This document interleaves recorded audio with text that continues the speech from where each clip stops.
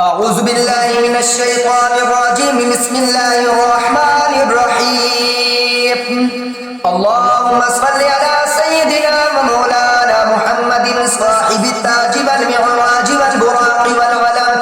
دافع البلاء والوباء والقحط والمرض والألم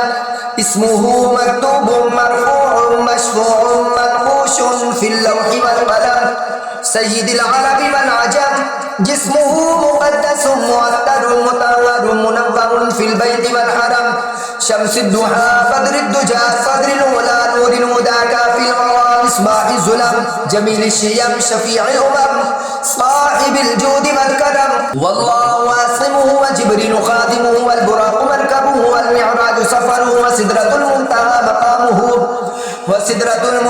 مقامه وقاب قوسين مطلوبه والمطلوب مقصوده والمقصود موجوده سيد المرسلين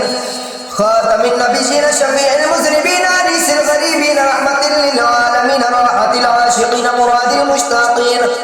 شمس العارفين سراج السالكين مصباح المقربين محب الفقراء والغرباء والمساكين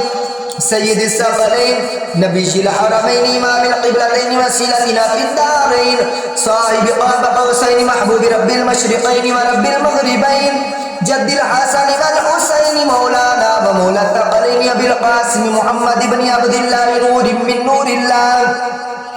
يا أيها المشتاقون بنور جماله بلغ الأولى بكماله كشف الدجى بجماله حسن جميع خصاله صلوا عليه وآله وأصحابه وسلموا تسليما كثيرا كثيرا كثيرا آمنت بالله صدق الله العظيم